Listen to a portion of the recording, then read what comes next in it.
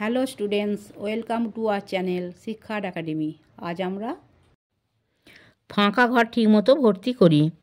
এখানে আছে ৭৯। ৭৯-র সঙ্গে ১ যোগ করে ৮০ হয়েছে। ৮০টা এখানে বানান করে বা কথায় লেখা হয়েছে। এবার ৮০-র সঙ্গে দেখো শূন্য যোগ করলে ৮০ হয়, শূন্যর কোনো মূল্য নেই, তাই না? ৮০ হয়েছে, শূন্য যোগ করেছে। শূন্য মানে কিছু নয়, যোগের সময় শূন্য মানে কিছু নয়। দেখো ৮০-র সঙ্গে ১ যোগ করে ৮১ হয়েছে। ৮১টা উপরে বানান করে দেওয়া আছে, তাহলে ৮০-র সঙ্গে ১ যোগ করেছে, তাহলে ৮১ হয়েছে। তাহলে ৮১-র সঙ্গে ১ যোগ করে ৮২ হবে, তাহলে ৮ 10 2 ৮২। ৮২টা উপরে বানান করে দেওয়া আছে, আর যেখানে ৮০ লিখব, আর সঙ্গে 2 যোগ করেছে, ৮২ হয়েছে। এবার হবে ৮২।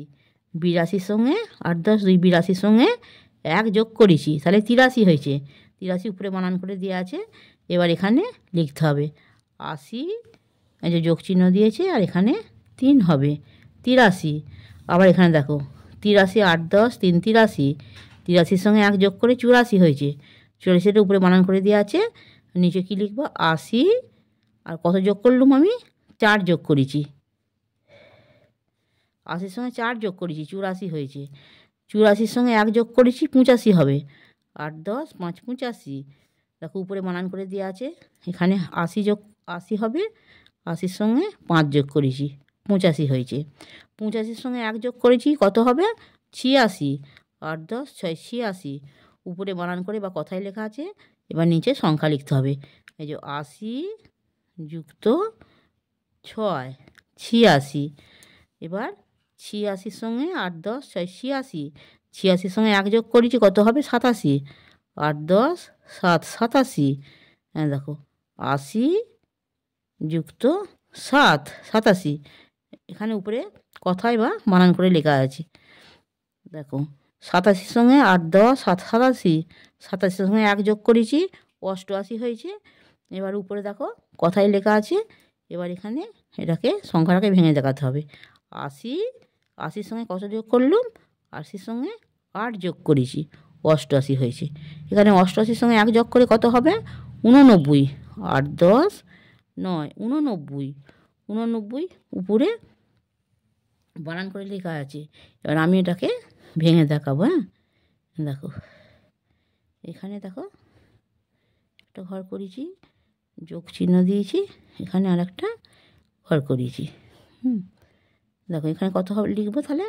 ৮০ যোগ চিহ্ন আছে 9 89 হয়েছে। এখানে দেখো 89-এর সঙ্গে 1 যোগ করেছি, 90 হয়েছে। 90-এর সঙ্গে দেখো শূন্য যোগ করেছে, করে 90 হয়েছে। মানে শূন্য মানে কিছু নয়, যোগের সময় শূন্য মানে কিছু নয়, তাহলে 90-এর সঙ্গে শূন্য যোগ করেছে, কিছু হলো না, তাহলে 90টাই হয়ে গেল। এখন 90 উপরে বানান করে দেওয়া আছে, নিচেতে এগুলো কীভাবে হয়েছে দেখেছে। 90-এর সঙ্গে শূন্য যোগ করেছে, তাহলে 90 হয়েছে। 90-এর সঙ্গে 1 যোগ করেছে, তাহলে কত হবে? 91। 9 10 1 91। 91টা উপরে বানান করে দেওয়া আছে।